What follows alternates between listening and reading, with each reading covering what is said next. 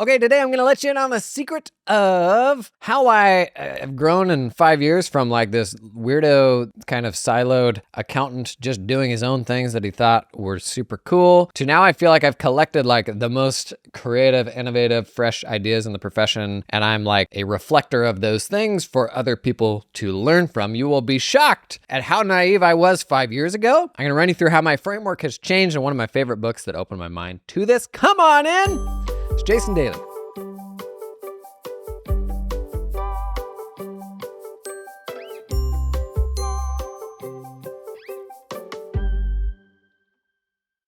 Well, exciting news today. We are down under Sydney, Australia for Xerocon. And it feels like a full circle moment because I'm here talking AI today and tomorrow. Got to go to the Women's World Cup final on Sunday with my wife, which was, just a shocking moment. That all really stems from making the decision to post online and share my journey. And it's just wild. This would be, I thought, a fun episode to kind of put all this in perspective and open your mind a little bit to how much we limit ourselves when we're thinking about like the short-term ROI calculations and how we have to build everything ourselves from scratch, and you really don't. The secret to success is stealing. It is just outright theft. So today we're talking about the good ways, the bad ways to do that, and one of my favorite books, To Steal Like an Artist, and how that impacts my kind of mental framework for running accounting firms. But first, a story. Okay, so back in like 2018, I finished graduate school. I had gone back to get an MBA after doing tax for about 10 years in the US. So I was income tax preparer, and I was kind of bored of it. To be totally honest, I wasn't really all that great at it either. Like I was good enough, but there were other things in my life that I knew I was really good at. And this was not one of those things. So I kind of came to the conclusion that I probably shouldn't be setting up camp doing that work for the rest of my life if it's not something that I'm really naturally good at. I think this is also what led me to particularly enjoying more of the firm strategy and firm running and people development stuff, because I honestly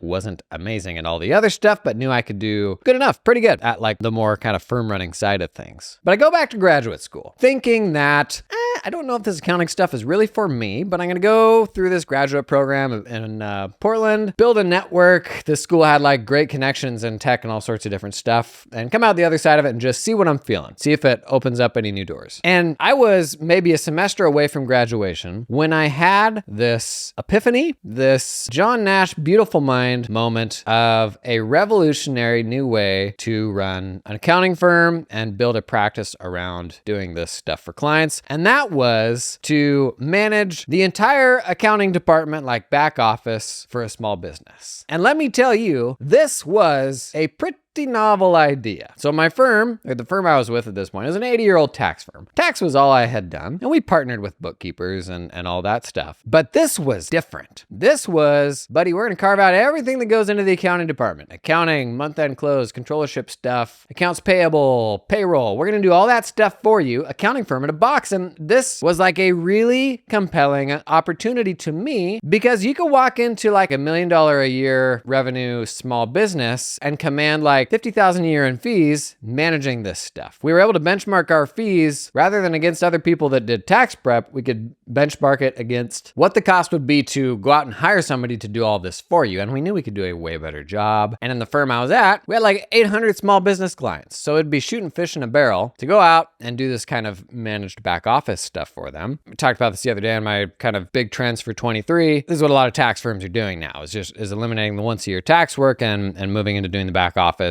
accounting stuff for their tax clients. But let me tell you, this was a profound discovery that I had made. And so it had inspired me to stick around. And so I come back to the firm and I'm like, here's the thing, I'm going to build this practice for you. Here are my terms. This guy doesn't look super busy, so I'm going to pull this staff person in and they're going to help me build it. And honestly, the people at the firm were like, listen, I just want to retire in the next 5 years. So whatever's going to keep you there so that you'll pay me out. And so I was off to the races building this groundbreaking new service line that was doing accounting. And all the people not in the US are going, what do you mean? Isn't that just an accounting firm?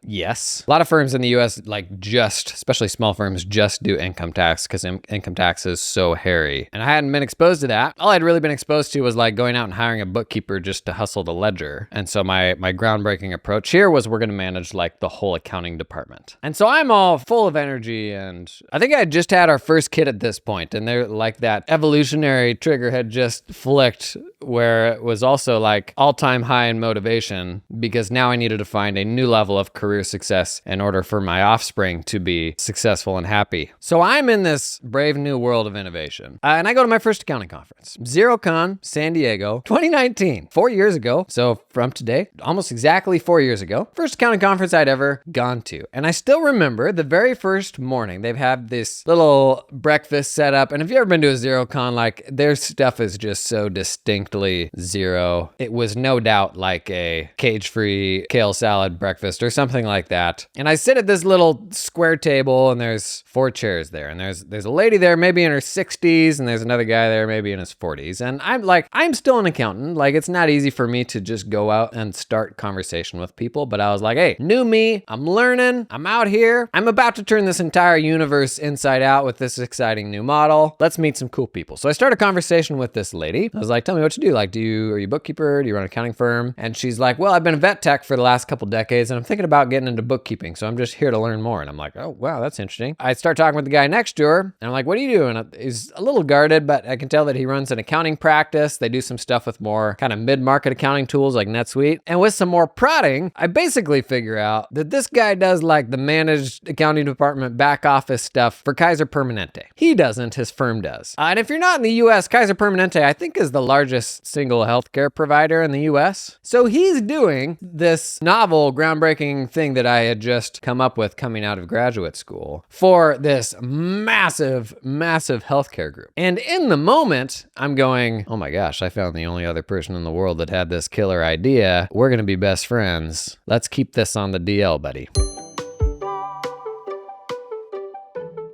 This episode is sponsored in part by the fine folks at Cloud Accountant Staffing.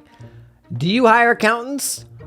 Bless your little heart. Not the best part of the job, in my opinion. Not something I ever enjoyed. Well, listen, you can build your accounting dream team with talented offshore accountants in the Philippines that work 100% full-time for your firm. Their accountants aren't freelancing or contracting for multiple firms. They're all yours. They work exclusively for you and are incentivized to stay with you and your team long term. They're not going to get swiped. Cloud Accountant Staffing is 100% dedicated to the accounting industry and founded by a former accounting firm owner that understands your business, knows your pain points. They had to hire some accountants and they said, you know what? We're going to build our own pipeline in the Philippines. Going to pull in some super talented people and then open that up to other firms. Basically, that's the story. I've been talking a lot about staffing, building more resilient staffing pipelines for your firms. I had staff in the Philippines, totally red-pilled me to oh geez, we need to globalize the way that we get our work done. Check these folks out. Link in the show description, cloudaccountantstaffing.com. Hey, this episode sponsored in part by Firm 360. I know you were just about to ask. Firm 360, practice management system that gives you a 360-degree view of your firm. All that stuff, all in one tool. And if you listen to me talk software much, you know that I'm an advocate of asking my peers, hey, what are you using? What is working and not working? And you know what? There is a whole bunch of reviews online for Firm 360, and I'm not talking about the stuff on the Firm 360 website when you know they just cherry pick the winners. I'm skulking Capterra right now. Come on in. Whole lot of happy people hanging out there, leaving reviews for Firm 360, so I know I can trust them. Let's talk about Tempe B, certified public accountant, got a 1 to 10 employee firm. Quote, great solution for small firms. We've been using Firm 360 for several months now, and with each monthly feature update, we are loving it even more. We're a very small firm that needed an affordable yet effective CRM solution, and Firm 360 has filled that need. I've implemented other software programs. This one has been the easiest by far to get up and running. What else do you need to hear? Okay, be more like Tempe. Learn more about Firm 360 in the link in the show notes. I gained so much perspective about just how many nuanced problems these people had a great understanding of and could help me with just from sort of learning their experience. And honestly, it's really embarrassing telling this story. I may be embellishing how creative I was feeling a little bit, but honestly, only a little bit. But this was how naive I was 4 years ago because I'd only ever lived inside my little firm bubble. And it's a very traditional paradigm where you're like, buddy, you're a company man. You work for this firm. Anything you create, any good ideas you have are property of this firm. And there is no positive sum thinking when it comes to interloping with anyone from other firms, sharing ideas, anything like that. You just don't do it, buddy. In fact, I'm going to make you sign this thing to make you promise you won't do it. But I came out of that conference, I think a fundamentally changed man, and realized, oh no, this isn't actually about being a mad scientist that can make cooler potions than anybody else. It's more about finding the people who can get you over whatever hump you're at, like each step along the way. Like, how can I increase my surface area to have these conversations with super smart, creative people that have had experiences that I haven't had the chance to have yet? Pour all that stuff into my own little punch bowl, and from that, craft my own vision of what is the right way to run a firm that's informed by all these other people's experiences. And within a record amount of time, within my firm, I became this super well-informed person that was annoyingly confident in what I felt were kind of the right ways to do things, and some traps maybe that we weren't considering around decision making. And people are like, well, how do you know this stuff? And I'm like, because I just talked with the guy last week that tried this thing a couple years ago. Here's what worked, here's what didn't work. And it is not lost on me that I sit here today as this person that people go to looking for advice, when literally 4 years ago I was an absolute dummy, and I still am in many ways. But it goes to show you, within that time, I was working with partners that had done this stuff for decades, but I had a way more perspective than they did just by putting myself out there and being willing to learn from other people, share what I was doing, and sort of collect their experiences to better inform my decision-making frameworks. So coming out of that conference, I started going to more conferences, but I also started getting involved on social media, which I know is something that I harp on a lot here. The two big things, my two main takeaways: engage in the replies and the comments and all of that. For every one time that I post on my own feed, still to this day, I'm posting elsewhere 20 times in the replies of other people's posts and the comments. That is the gold of social media. Our mental view of social media when you're just starting out is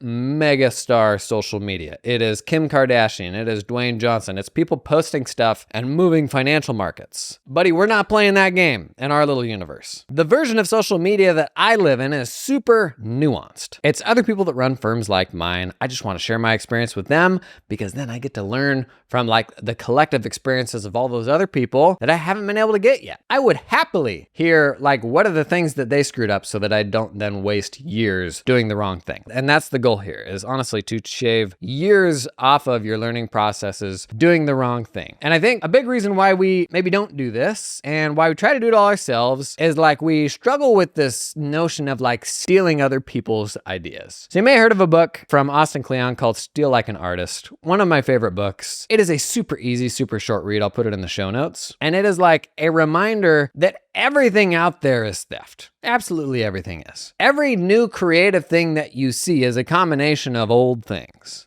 That punch bowl is kind of the pooled experience of what you're learning from everybody else. And so me, and the way I've designed my life now, I have this really big surface area for luck, for meeting cool, interesting people and brands, and learning things from all of them so that I can then reflect them in a way that's going to help people. But people come here and they say, oh, Jason, you're so smart. How do you know all these things?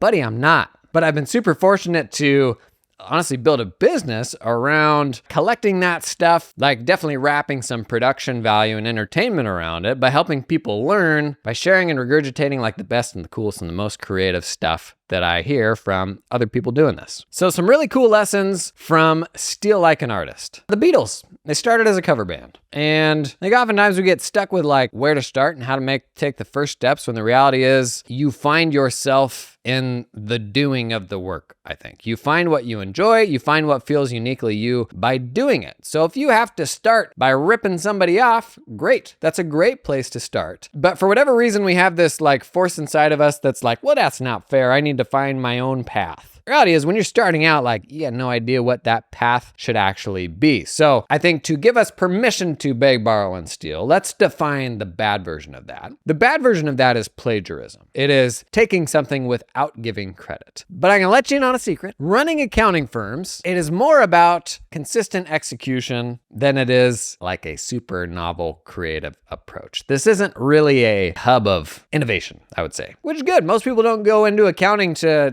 put a man on the moon. KFC has their, 21 herbs and spices or whatever it is. Most accounting firms aren't going to have their equivalent of that. So your job is less akin to Colonel Sanders tasking the team with fried chicken innovations, and it is more akin to like collecting the best practices that have been developed for decades and aligning them in a way that makes the most sense for the type of client that you want to serve. There's still a bunch of diversity in how firms are run and what makes sense for different clients and how you position yourself in the market. And your job is to learn as much as you can from other practitioners and apply that stuff in the best aligned way possible to the people who you want to help. Now, this book is basically a collection of like 10 lessons. I'd encourage you to check it out yourself, but I'll rapid fire through them here and kind of share how I applied them to the stuff that we do. So first lesson, steal like an artist. Goes through a bunch of examples of, quotes from people who we perceive as like being mega creative and all of that, and how really all they're doing is just being inspired by other people and pulling together their own version of that. Talks about how when you start seeing the world this way, you don't worry about what's good or bad. You only start seeing things through the lens of what is worth stealing and what is not worth stealing. So for example, when I craft my Twitter feed, all of the people that I follow, the only stuff that's worthwhile to me is the stuff that is going to teach me something that may be worth stealing. And it's not because it's good or it's bad, it's that it's specific to me. It's that it will solve the problems that I'm facing or be relevant to the people that I'm trying to help. Ultimately, your job is to position yourself to best collect all of those good ideas. So how can you surround yourself with the people who will expose you to the most kind of good ideas worth stealing as possible? Think of yourself more as like a collector of those things. Second, we kind of touched on this, don't wait until you know who you are to get started. Quote here, if you steal from one author, it's plagiarism. If you steal from many, it's research. When you're getting started, like you learn through imitation. I've got so many examples of that, of things that I thought were really inspiring, and I just run out and I'm like, I just want to make my own version of that. And that is a whole lot better than not taking action, right? Than sitting back and like doing the playing house of business, of like thinking through, workflows and like building all of this infrastructure when you haven't actually done any of the work yet and you don't know the problems that your clients have. You just got to get started, and getting started with somebody else's formula is a whole lot better than sitting there and waiting until you come up with something totally novel.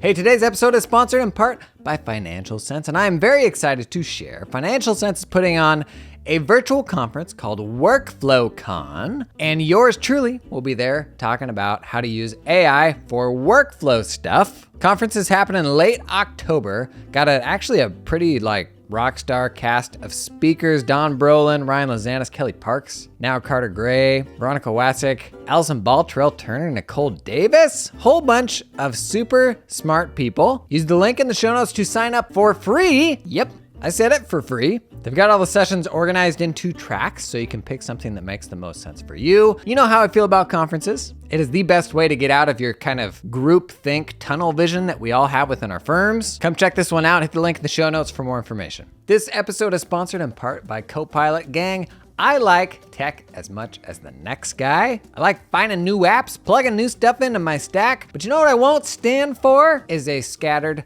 client experience. Imagine this dream world where a client can log into one thing and get access to all the things. Easier said than done right now, right? Because you got all these different tools with magic links and log into this, log into that. To get all of that stuff out of a single portal is really hard right now. Oh, that was until Copilot. It is an all-in-one portal platform. It's not like a here's how to do all your workflow sort of thing. It is here's a super powerful platform, because you know who knows best how to put that together? You. You know what your clients need, and you can even customize it down to the client group. Got a bunch of great built-in functions, but you can also embed other apps straight there into it, so you have one seamless experience without any seams. Popular apps people are embedding in there: Calendly, ever heard of it? Jotform, Airtable, Google Sheets, Power BI, ClickUp, Google Data Studio, Typeform, Excel. You can embed all that stuff straight into their portal. No more hopping around all those different places. To learn more about this one, check out the link in the show notes or head over to copilot.com. Third, write the book you want to read. This is kind of live out the story that is most interesting to you. So run the business that is interesting to you to run, or work with the client who is interesting to you to work with. You're getting to craft your own reality of what this business looks like, what ideas you're going to collect. Do that in a way that's compelling to you. Like, what is the version of that would get you really excited? Fourth, use your hands. Basically, get away from the computer. Like, do other things for ideation. I don't know about you.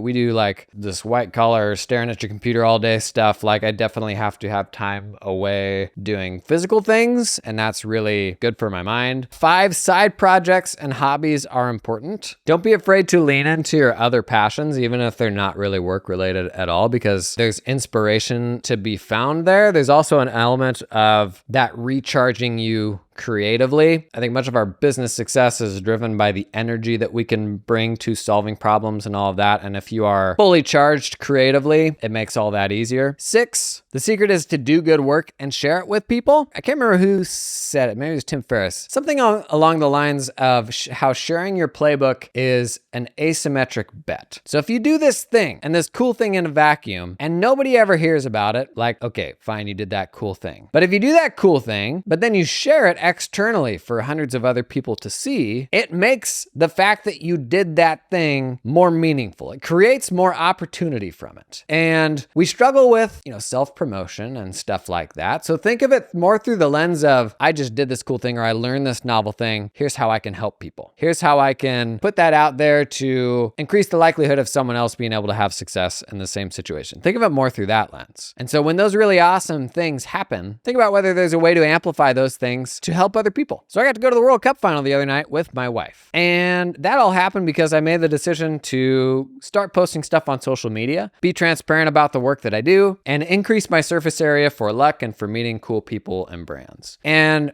when I sat down and first made the commitment to, it was really posting 3 times a day to Twitter for about 2 years. And like most things, the best things, the things that are most successful, are done by the people who are doing it more than anyone else thinks is reasonable. So my videos are good because I've invested more time and money into videos than anyone else would think is reasonable. But when I sat down and I made that commitment to myself, it wasn't so that, oh boy, one day I can go to the World Cup final. It wasn't any of these things that honestly have happened, like to be able to build a business around content and stuff like that. I'm in Sydney right now, honestly, a place I never thought I'd be. It's an unbelievable city. I wanted to record this episode today to open your mind to the amazing things that are possible that you just can't foresee. I just shared what a total knucklehead I was 4 years ago, and I still am today. My hope is that by sharing this amazing opportunity I've had, you are inspired to do something that is leaning into leverage or outside your comfort zone, because you genuinely can't comprehend the cool opportunities that are out there if you make the most of the internet, of networking, of putting yourself out there and meeting cool people. So lesson 6, the secret is doing good work and sharing it with people. That's like my full-time job right now, I feel like. Sharing the cool stuff that I'm able to learn from other talented people and reflecting that back so that other folks can learn. 7, geography is no longer your master. We can get really locked into our daily surroundings and where we go to work each day and what exactly that routine looks like, but that can limit you when it comes to thinking outside the box. The more you do that, the more sort of tunnel vision you get. And we've talked a lot about this when it comes to going to conferences and meeting new people and meeting new firm runners. You don't realize just how much you're in this group think with the same people and the same clients you work with every single day. Your reality is kind of limited to what makes sense within that bubble. And it isn't until you get outside that bubble that you realize oftentimes there's fundamentally better ways to do these things. Number 8, be nice. A lot of this stuff does come back to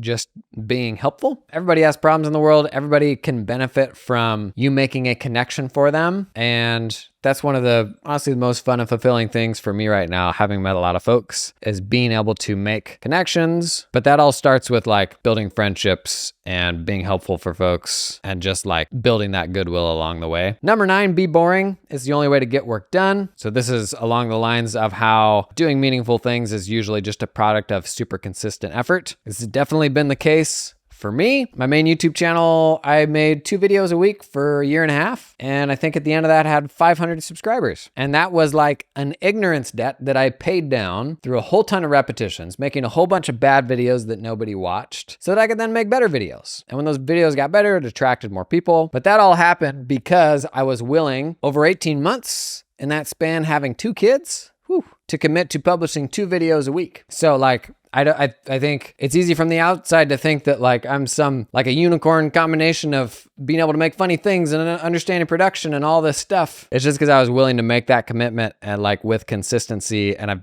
done it more than anybody else in the space. So please, I hope the product is better. So being boring, repetition is what's going to make you great at something. And then 10, creativity is subtraction. It's easy to be overwhelmed in this day and age. Like there is never going to be a shortage of things to do. And there's just as much like creativity and opportunity in doing another thing as there is and not doing another thing and doing less. I've been thinking a lot actually lately about scarcity. Since we talked a few weeks ago about kind of the offer framework within an accounting firm and how to bring in stuff at like double the prices, and how a big product there is communicating the scarcity around how many people you can help. I don't know that we've thought enough about that and exactly how scarcity can be a driver of success for your firm and how you onboard clients and all that. Or even like being more aggressive about the stuff that we won't do, like the types of services we won't support, the type of people we won't help in our firm. Getting to a more profitable firm, honestly, unless you're just starting out, is probably more about subtraction than it is about addition. There you go. There's your cross-stitched potholder inspirational quote of the day.